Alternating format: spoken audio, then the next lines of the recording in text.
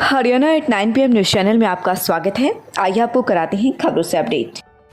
हरियाणा के झज्जर जिले में एक ट्रक द्वारा महिला किसानों को कुचलने का मामला सामने आया है। ये हादसा बहादुरगढ़ बाईपास फ्लाईओवर के नीचे झज्जर रोड पर हुआ। जानकारी के मुताबिक तेज रफ्तार ट्रक ने आंदोलनकारी महिला किसानों को कुचल दिया है।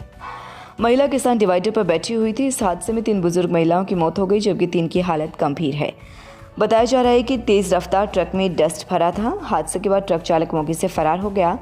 किसान रोटेशन के तहत यह आंदोलनकारी महिला किसान अब वापस घर जा रही थी। इन सभी ने ऑटो में बैठकर रेलवे स्टेशन जाना था, लेकिन पहले यह हादसा हो गया। वहीं हादसे की सूचना मिलते ही पुलिस मौके पर पहुंची और मामले की जांच में जुट गई। एसडीएम ने किया ओलावृष्टि से प्रभावित फसलों की गिरदावरी के कार्यों का निरीक्षण। गिरदावरी में पूरी तरह से पारदर्शिता बरतने के दिए आदेश। खरखुदा एसडीएम संजय बिश्नोई ने गुरुवार को खरखुदा एरिया के उन गाँव का निरीक्षण किया जिन गाँव में ओलावृष्टि हुई थी। इन गांवों की विशेष गिरदावरी का कार्य चला हुआ है। एसडीएम संजय बिश्नोई गिरदावरी का निरीक्षण करने पहुंचे थे। इस मौके पर उन्होंने अधिकारियों को निर्देश दिए कि ओलावृष्टि व बारिश के कारण खराब हुई फसलों का बारीकी से मुआयना कर गिरदावरी की जा रही है, ताकि किसी भी किसान की फसल गिरदावरी से वंचित न रह सके। जिस किसान की फसल खराब हुई है उसकी गिरदावरी हर हाल में कराई जानी है, इसलिए कोई भी एरिया बाकी नहीं रहना चाहिए। उन्होंने तहसीलदार अनिल कुमार, नायब तहसीलदार प्रेम प्रकाश व पटवारियों को भी निर्देश दिए कि बिल्कुल निष्पक्षता से गिरदावरी करें। जिस किसान की फसल 100% खराब हुई है उसका 100% ही दर्ज करते हुए सूची बनाएं। किसान के साथ किसी भी तरह का भेदभाव नहीं होना चाहिए। एसडीएम संजय बिश्नोई ने कहा कि वे निरंतर गिरदावरी का निरीक्षण करते रहेंगे, ताकि किसानों को किसी भी सूरत में परेशान न होना पड़े। जल्द ही गिरदावरी करा के वरिष्ठ अधिकारियों को इसकी रिपोर्ट भेज दी जाएगी। जिन इलाकों में बरसाती पानी खड़ा है उसे निकालने के प्रयास किए जा रहे हैं, ताकि किसान अपने आगामी गेहूं की बिजाई कर सके। लोटस लाइब्रेरी, अनुभवी staff, Shastri colony, Kharkhoda bus stand के सामने परीक्षाओं की तैयारी करें। बहुत कम खर्च में शांतिपूर्ण माहौल, फ्री हाई स्पीड इंटरनेट सुविधा, मुफ्त पर्सन लॉकर सुविधा, personal cabin, fully AC, laptop व मोबाइल के लिए पर्सन चार्जर पॉइंट ऑफ सुविधा। AP Garg public school, Sapla road, Kharkhoda प्रबंधन समिति की तरफ से आप सभी को अहोई अष्टमी की बधाई। हम कामना करते हैं कि आप व आपके बच्चे स्वस्थ रहें। दूध पियो, स्वस्थ जियो। ज़्यादा दूध पीने वालों को मिलेगा इनाम। 1 नवंबर को खरखुदा में होगा कंपटीशन। 5100, 3100, 2100 रखा इनाम, 100 रुपये एंट्री फीस। सोमवीर आर्य ने बताया कि खरखुदा में 1 नवंबर को जगुत्थान खेल शिक्षा समिति द्वारा सापला बाईपास चौराहे के पास प्रताप स्पोर्ट्स स्कूल में हरियाणा दिवस के उपलक्ष्य में दूध पियो प्रतियोगिता होगी। देशा में देश हरियाणा, जित दूध दही का खाना। पूरी दुनिया में यह राज्य प्रसिद्ध है, परंतु आज का युवा नशे की ओर अग्रसर है। इस दूध पियो प्रतियोगिता का मूल उद्देश्य आज के युवाओं को स्वास्थ्य की ओर जागरूक करना है। हरियाणा की संस्कृति के साथ जोड़ना चाह रही हैं।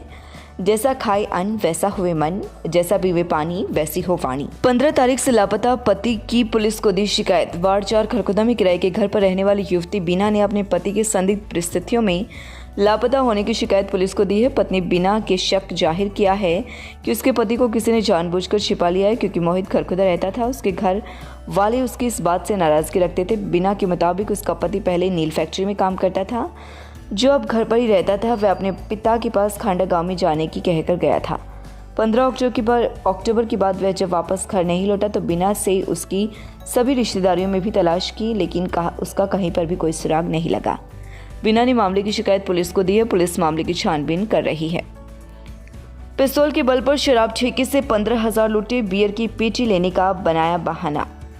खरखुदा के सिसाना गांव में शराब के ठेके पर बियर की पेटी खरीदने का बहाना बना। पिस्तौल के बल पर 2 युवकों ने शराब ठेके के सेल्समैन से 15,000 रुपये लूटने का मामला प्रकाश में आया है।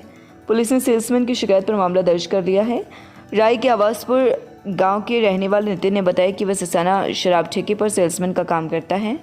रात्रि को करीब 7:15 बजे 21-22 वर्षीय 2 युवक बाइक पर आए, जिनमें से एक युवक ने कहा कि बियर की पेटी कितने की है। उन्होंने बताया कि 1400 रुपये की है। इसके बाद युवक ने कहा कि पेटी दे दो।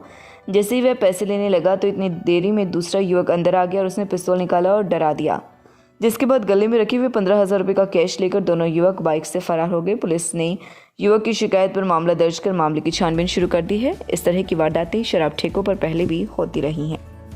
35 किलोमीटर तक रोशनी से गुलजार हुआ केएमपी। राहगीरों को मिली सुविधा। बिजली कनेक्शन मिलते ही 3 दिन में केएमपी सेफ्टी टीम ने कार्यवाही की। खरखुदा कुंडली पलवल मानेसर एक्सप्रेसवे पर लाइटिंग व्यवस्था दुरुस्त करने का कार्य शुरू कर दिया गया है। मानेसर से लेकर कुंडली पॉइंट तक लाइटें लगाई जा चुकी हैं। वाहन संचालकों को इनका लाभ ही मिलने वाला है। गौरतलब है कि बिजली विभाग को 4 कनेक्शन HSIIDC को देने थे ताकि कुंडली मानेसर तक लाइटों की व्यवस्था हो सके, जिनमें देरी हो रही थी, जिसके कारण केएमपी पर लाइटिंग का काम पिछले काफ़ी समय से रुका हुआ था। हालांकि केएमपी अथॉरिटी ने जनरेटर के सहारे भी लाइटों की व्यवस्था की थी, लेकिन जनरेटर सेट चोरी होने के कारण यह लाइटिंग व्यवस्था प्रभावित हो रही थी। अब हाल ही में बिजली निगम ने 2 बिजली कनेक्शन जारी किए, जिनमें से एक बिजली कनेक्शन फारूकनगर, दूसरा बिजली कनेक्शन बादली के लिए जारी किया है, जिसके बाद तुरंत कार्यवाही करते हुए केएमपी सेफ्टी टीम ने कार्यवाही शुरू कर दी और लाइटिंग सुविधा मिलने लगी है।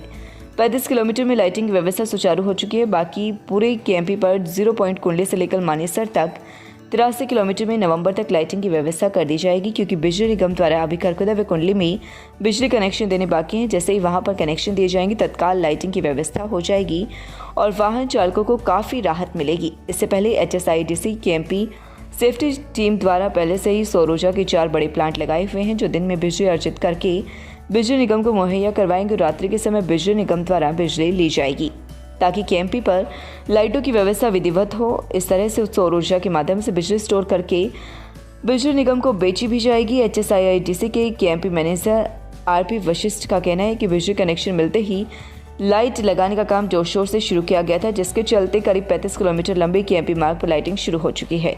इसकी सुविधा वाहन चालकों को मिलने लगी है। इस तरीके से जल्द ही बहादुरगढ़ तक सुविधा मिलने लगेगी और जैसे ही खरखुदा व कुंडली में बिजली कनेक्शन मिलेंगे, कुंडली से मानेसर तक पूरी तरह से केएमपी को लाइटिंग से युक्त कर दिया जाएगा, ताकि राहगीरों व वाहन चालकों को किसी तरह की कोई परेशानी न हो।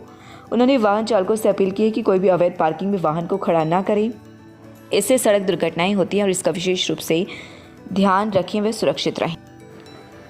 मां से ममता की राह अब है आसान। विश्व की नवीनतम तकनीक IVF व IUE द्वारा सफलता मिला 60% रिजल्ट की गारंटी। निसंतान दंपतियों के लिए संतान प्राप्ति का तरीका, लेप्रोस्कोपी सर्जरी, बच्चेदानी की रसोली का ऑपरेशन, दूरबीन द्वारा बच्चेदानी की ऑपरेशन, सभी प्रकार की ट्यूब खोलने व बंद करने का ऑपरेशन। लगातार खबरों से अपडेट रहने के लिए चैनल को सब्सक्राइब जरूर करें। समाचार व विज्ञापन के लिए नीचे दिए गए नंबरों पर संपर्क करें। धन्यवाद।